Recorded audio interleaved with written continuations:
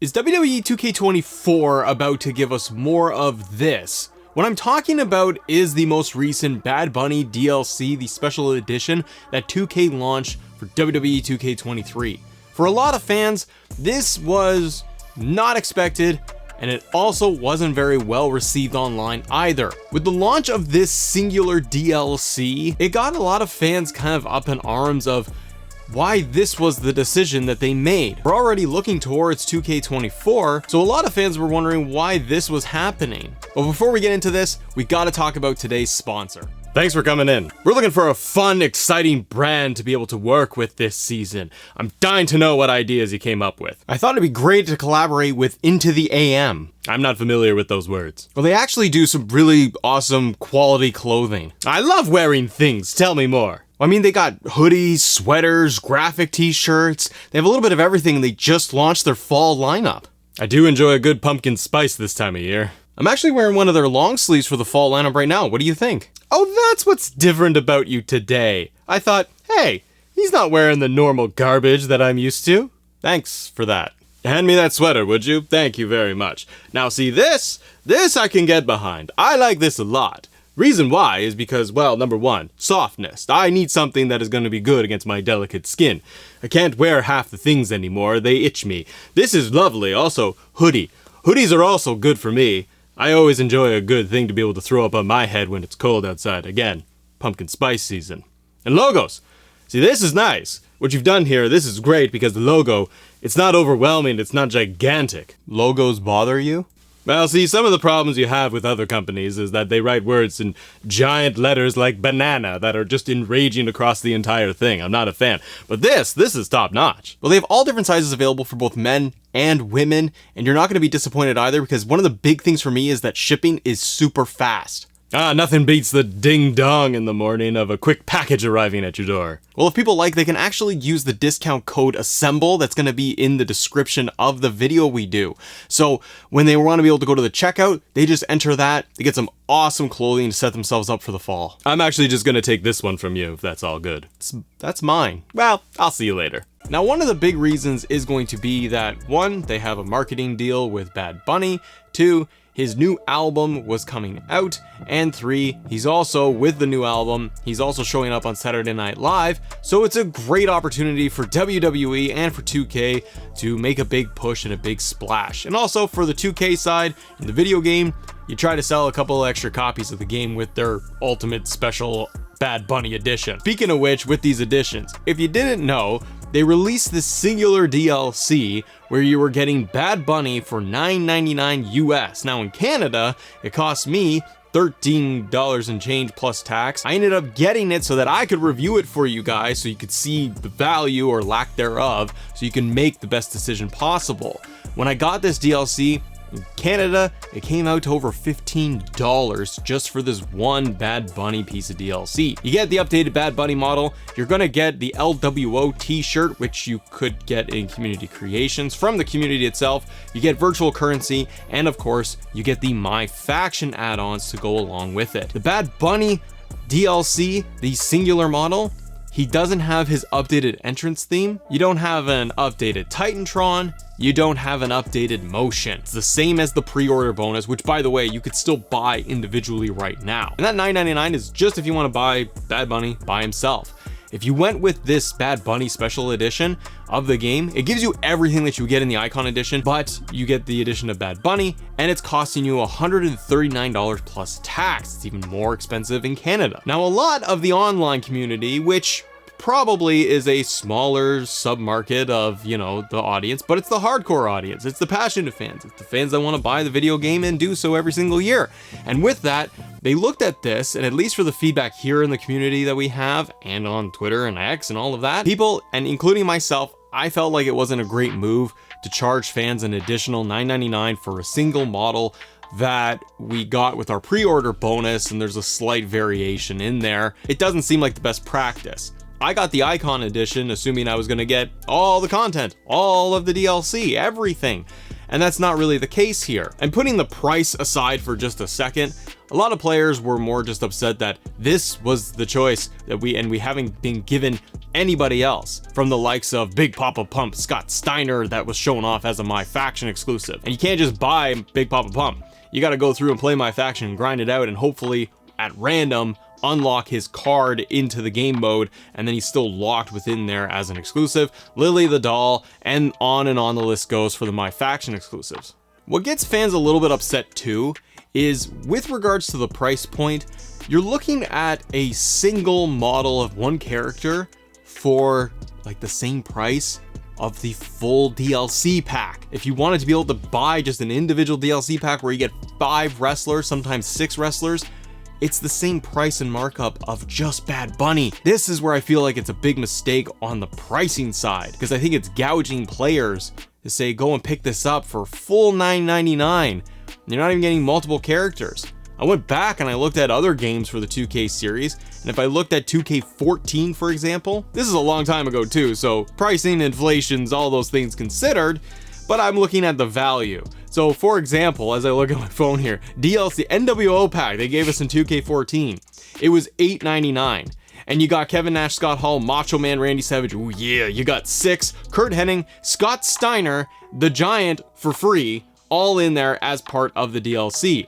The pack number 2 gave you superstars and moves for $7.99, and you got 5 playable characters, a ton of moves all included, and on it went. What's funny too is I looked at 2K15 just to see what DLC they gave us there, and I forgot. They also gave us 2K Showcase, where you got additional showcases, like little stories that you could play through that were original. They were added into the season pass, or you could buy them individually. So for $24.99, you were able to get the full season pass, the pre-order bonus, which was Paige, and all 3 of the showcases as they came out and they were released. So not only were you getting wrestlers in the packs, multiples of them, for $24.99 in the season pass, but you'd also get the exclusive story mode to go along with it in the showcase. So for example, the One More Match was a story focused on superstars Randy Orton and Christian in 2011, and you got playable superstars Christian, Randy Orton, Edge, Mark Henry, and Sheamus. The arenas for 2011, which were SmackDown, Extreme Rules, Over the Limit, and Capital Punishment, and you could buy the individual showcase with those wrestlers for $9.99. So that's the point there, is that look at where we were, and I understand pricing changes and all of that, structures change, and they got to try new things. But it's just to show you that at some point, 2K was giving players seemingly a lot of value when it came to their DLC options. And now it's getting thinner and thinner and thinner. DLC in itself is subjective in terms of value, because you might find that this past year's DLC was lackluster. You might find that it was really good because it had a lot of NXT stars in for you. You might think it was really not that great because it didn't have a lot of legends in there. It's up to the individual to see if that's going to be worth it or not. But I can't help but feel that over the past years that we have had these 2K games, there's been a lot more value in there in terms of the post-launch releases. And where I mentioned like the One More Match DLC from 2K15, you got arenas, you got wrestlers, and you got a story all included in there. Can't tell me that that's not pretty good value. And if I contrast that with this Bad Bunny $9.99 DLC, they could have at least given us the updated entrance, the updated motion, the updated music, maybe even the Backlash 23 arena where Bad Bunny wore this attire, so that fans felt like getting a little bit more, maybe a little moves pack to go in there. I'm just saying that for the price tag, it's very expensive, and I think that's where fans have a lot of problem, is not getting the same equal value where I could turn around and just buy one of the DLC packs for $9.99. We don't know yet what's going to happen in terms of DLC for 2K24. We can only speculate that we are going to get the tried and true DLC model of getting 5 characters, 6 wrestlers included for a price tag of individually or with a season pass, the Mega Boost pack, all of the standard stuff. But because they released this Bad Bunny model this late in the year, it really has me thinking that we're going to see more of this going into 2K24, where maybe they are going to be releasing individual wrestlers, individual stars later in the season, or doing it as individual content drops alongside the DLC. You know what? I'm okay with that. I like that, because it's what I've been craving for, which is the option to choose to buy an individual DLC character or not. But the price tag is where there's a big problem there and a disconnect too. Because if you sold me Scott Steiner Big Papa Pump for $9.99, I might pick him up because I'm a big fan of his. And so are a lot of players. And for others, that's not good value. I'd still feel like if you gave me Scott Steiner in a $9.99 pack, I'd still feel like, great, you did it instead of a My Faction exclusive. This is what players are looking for, but I think players would also say, how about a WCW arena, or just simply the price tag is too high. If you cut that in half at $4.99, you're probably gonna attract a lot more players to wanna be able to pick that up. And so this is what gets into the gray area and the nitty gritty of players wanting, you know, everything, and the companies holding back, or the companies trying to do certain things like release future DLC and say, see, you guys wanted additional content throughout the year? Here you go. And the fans turn around and say, that's not exactly what we were hoping for, especially the price tag. I feel like they are going to go down this My Faction path though, even more, and they're gonna have more exclusives throughout the year. We've seen it this year where they really ramped it up, and the fact that they have done more, it seems, after the DLC finished up in like September, and they've released all of this, more My Faction content I feel than they did in 22, and they also released this Bad Bunny DLC so late into the season. We're already only a few months away from 24. Now on 2K side, I don't think that this is necessarily a bad thing in terms of releasing the DLC so late in the game. Why? Because you put the game on sale, you attract a few more players to be able to pick it up, you make a little bit more revenue, you squeeze that final little bit of money out of people, and then boom, you cycle right into the next game. Players don't like that. I personally wish that you would just give us more DLC and updates with one game for maybe a 2-year cycle and spread things out, give the devs more time to work on the game, but that's not the model and that's not gonna happen. And I assume My Faction is going to be back next year, and that they're gonna push even harder with this mode. And don't get me wrong, I don't think the mode is terrible. I just think that the locked aspect of the wrestlers without being able to play them in the rest of the game is a big piece of what bothers these players. And I do think that players need an incentive to be able to play this mode next year.